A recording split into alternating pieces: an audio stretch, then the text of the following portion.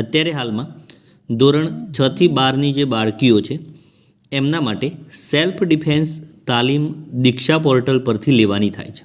તો એના માટે દીક્ષા એપ કેવી રીતે ડાઉનલોડ કરવી, એમાં લોગિન કેવી રીતે કરવું, એમાં સેલ્ફ ડિક્લેરેશન ફોર્મ કેવી રીતે ભરવું અને સાથે સાથે આ જે સ્વરક્ષણ તાલીમ છે એ તાલીમમાં કેવી રીતે જોડાવું એના વિશેની સંપૂર્ણ માહિતી આપણે આ વિડીયોમાં લેવાના છીએ. તો ચાલો મિત્રો શરૂ કરીએ. સૌથી પહેલાં તમે તમારા મોબાઈલમાં પ્લે સ્ટોર ઓપન કરી અને સૌથી પહેલાં સર્ચમાં દીક્ષા લખીશું. સર્ચમાં તમે દીક્ષા લખશો એટલે નીચે તમને આ પ્રમાણેનો એક ઓપ્શન દેખાય છે, દીક્ષા પ્લેટફોર્મ સ્કૂલ એજ્યુકેશન. એના પર આપણે ક્લિક કરીશું એટલે ત્યાં તમને ઇન્સ્ટોલ કરવાનું પૂછશે.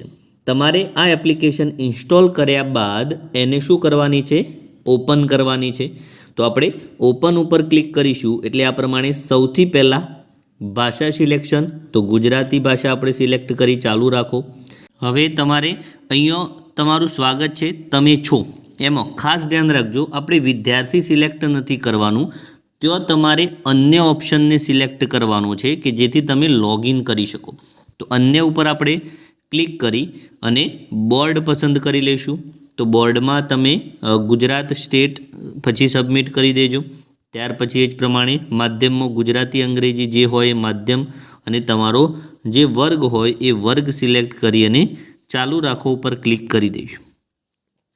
હવે આપણે પ્રોફાઇલમાં જઈ આ દીક્ષા એપ્લિકેશન આપણી ખુલશે. હવે ખૂણામાં તમને પ્રોફાઇલનો ઓપ્શન દેખાય છે, એના પર ક્લિક કરશો અને એમાં તમે નીચે તરફ જશો એટલે તમને અહીંયા લોગિન કરોનું ઓપ્શન દેખાય છે.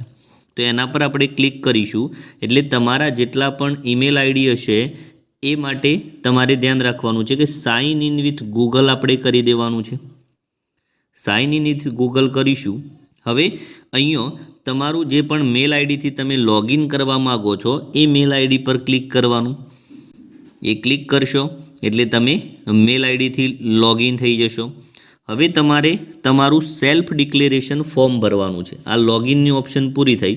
હવે લોગિન ઓપ્શન પૂરું થશે એટલે અહીંયા જે મેલ આઈડીથી તમે લોગિન કર્યું હશે એના ઉપર જે નામ હશે એ નામ તમને દેખાશે. તો સૌથી પહેલાં શું કરવાનું તમારે, તો અહીંયા સુધારો કરો જે ઓપ્શન છે એના પર ક્લિક કરી અને આપણું જે નામ છે એ નામ સાચું અહીંયા તમારે તમારું જે પણ નામ હોય એ નામ અહીંયા તમારે લખી દેવાનું છે.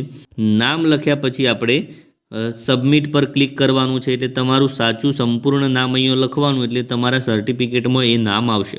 પછી ત્યારબાદ ખાસ અહીંયા નીચેના ભાગમાં તમે જુઓ છો કે વિગતો સબમિટ કરો એવો ઓપ્શન દેખાશે.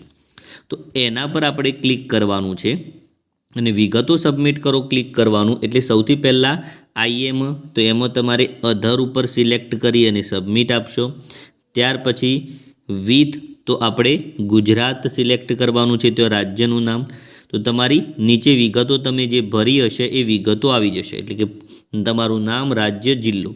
ત્યાર પછી અહીંયા તમારે તમારો મોબાઈલ નંબર લખવાનો છે. મોબાઈલ નંબર લખી અને સબમિટ કરશો એટલે તમને એક ઓટીપી આવશે. એ ઓટીપીથી તમારે પાછો અહીંયા ઓટીપી એડ કરશો એટલે અહીંયા જે બાજુમાં મેલ એડ્રેસના બાજુમાં જે પ્રમાણે ગ્રીન ટીક છે એવું અહીંયા ગ્રીન ટીક થઈ જશે.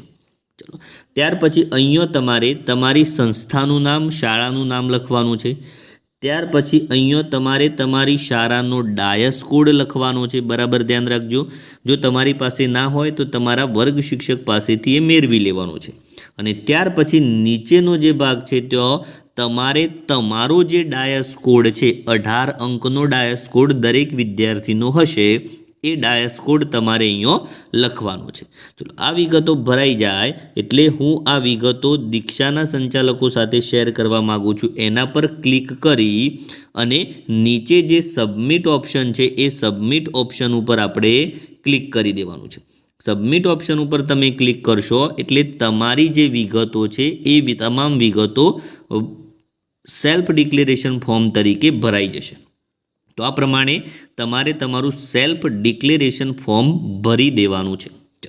You can edit this information from your profile if you need. તમે એને સુધારો વધારો કરી શકશો.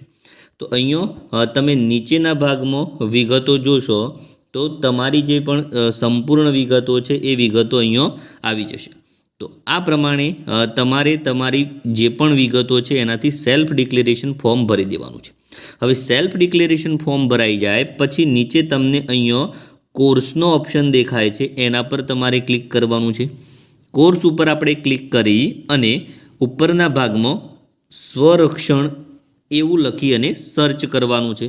હવે તમે સ્વરક્ષણ લખી અને સર્ચ કરશો એટલે આ પ્રમાણે તમને નીચેના ભાગમાં સ્વરક્ષણ તાલીમ એવું લખેલું દેખાશે. એના પર તમે ક્લિક કરશો એટલે કોર્સમાં જોડાવાનો ઓપ્શન આપણને મળશે અને ત્યાંથી તમારે કોર્સમાં જોડાઈ જવાનું છે. આ પ્રમાણે તમને કોર્સમાં જોડાવો ઓપ્શન મળશે, એના પર ક્લિક કરીશું આપણે. આ પ્રમાણે આઈ એગ્રી કરી અને શેર કરશો એટલે તમે આ પ્રમાણે કોર્સમાં જોડાઈ જશો. હવે તમે કોર્સમાં જોશો તો કોર્સ મોડ્યુલમાં તમને અલગ અલગ મોડ્યુલ દેખાય છે. ઓપન કરી એમાં જે વિડીયો હોય એ વિડીયો તમારે જોવાના છે અને સાથે સાથે એમાં જો કોઈ પીડીએફ હોય તો પીડીએફમાં લખેલી વિગતો સંપૂર્ણ વાંચવાની છે.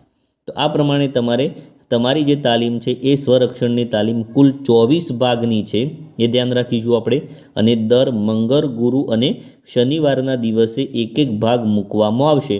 તો તમારે તમારા મમ્મી પપ્પા અથવા તો મિત્ર સાથે રહી અને આ તાલીમને પૂર્ણ કરવાની છે. અને આવા વિડીયો માટે એજ્યુ ફોર યુથને સબસ્ક્રાઈબ કરી લેવાની છે. તો જો વિડીયો ગમે તો લાઈક શેર કરી દેશો. નમસ્તે મિત્રો.